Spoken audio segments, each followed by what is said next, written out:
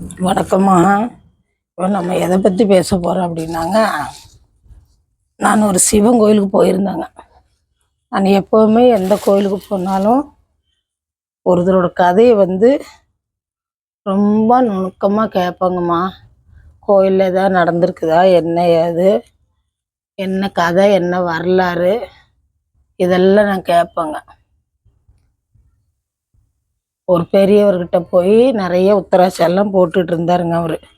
அவர்கிட்ட போய் நான் சாமி இந்த கோயிலோட கதையை சொல்லுங்கள் சாமி அப்படின்னு நான் கேட்டேங்க. அதுக்கு அவர் சொன்னார், கோயிலோட கதையை நான் ரெண்டாவதாக சொல்கிறேம்மா, ஃபஸ்ட்டு என் கதையை சொல்கிறேன் கேளு அப்படின்னாரு.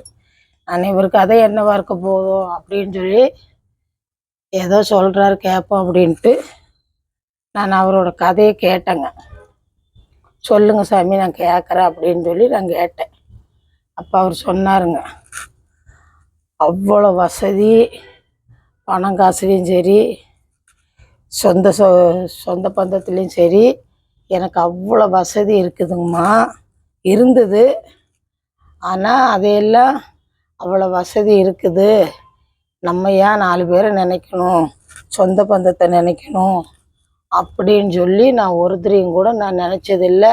யார் வீட்டுக்கும் சரியாக நானும் போக மாட்டேன், என் சம்சாரத்தையும் போக விட மாட்டேங்க. அப்படி தான் நாங்கள் வாழ்க்கை நடத்தினோம். பணம் காசு இருக்குது, நம்ம சொந்த பந்தம் வீட்டுக்கு போனோம்னா நம்மக்கிட்ட கேட்பாங்க, அவங்க கஷ்டத்துக்கு நம்ம கொடுக்குற மாதிரி ஆகும் அப்படின்னு சொல்லி அவ்வளோ பணத்தையும் வச்சு நான் யாரையுமே சரியாக மதிக்கலைங்க. அந்த மாதிரி தான் என் வாழ்க்கை ஓடிச்சு. கடைசியாக பிள்ளைகளும் கல்யாணம் பண்ணிட்டு போய் என்னையும் சம்சாரத்தையும் பார்க்கல. கடனு பிள்ளைகளை கல்யாணம் பண்ணி கொடுத்ததில் கடன் எல்லாம் ஆவி எடுத்து சொத்து சுகம் எல்லாம் இழந்தாச்சு. இழந்து எங்களை நம்ம அப்பா படிக்க வச்சுருக்காரு, நம்ம அம்மா கஷ்டப்பட்டு படிக்க வச்சுருக்காங்க, நம்ம அவங்கள பார்க்கணுன்னு அவங்க நினைக்கல. எல்லாருமே கை விட்டுட்டாங்க. கடைசி இந்த சிவன் கோயிலே கேதின்னு சொல்லி அவங்க சம்சாரமும் அவரோட சம்சாரமும் இறந்து போயிட்டாங்களாமா. இந்த சிவன் கோயிலே கேதின்னு சொல்லி அவர் அந்த சிவன் கோயிலே இருக்கிறாருங்க. அவர் எனக்கு இதை கதையை சொல்லிட்டு கடைசியாக ஒன்று சொன்னாருங்க. அதுதான் மனுஷன் வாழ்க்கையில் உண்மை.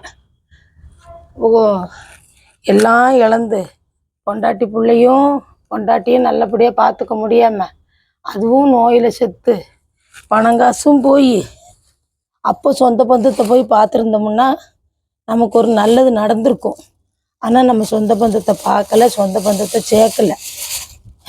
என்னை பெற்றவங்களவே நான் நல்லா பார்க்கலம்மா.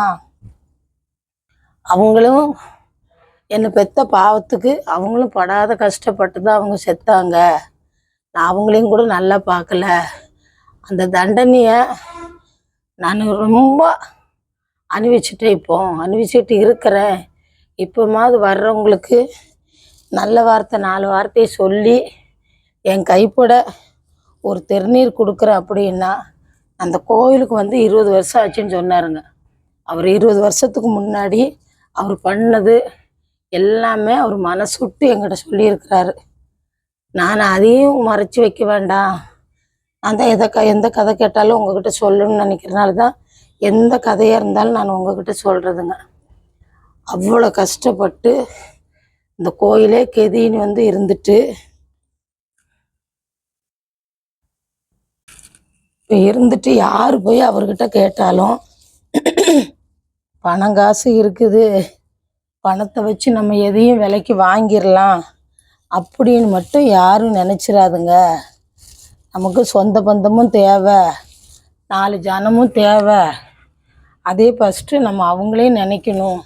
நம்மளை பெற்றவங்களையும் நம்ம நல்லா பார்த்துக்கிட்டா தான் நம்ம பிள்ளைங்க நம்மளை நல்லா பார்த்துக்குவாங்க. நம்மளை பெற்றவங்களையே நம்ம பார்க்கலன்னா நம்ம பிள்ளைங்களும் நம்மளை பார்க்க மாட்டாங்க. அப்படிங்கிற ஒரு எடுத்துக்காட்டாக அவர் இப்போ வர்றவங்களுக்கு போகிறவங்களுக்கு ஒரு நல்ல அறகுறை அவர் சொல்லிட்டு வர்றாருங்க.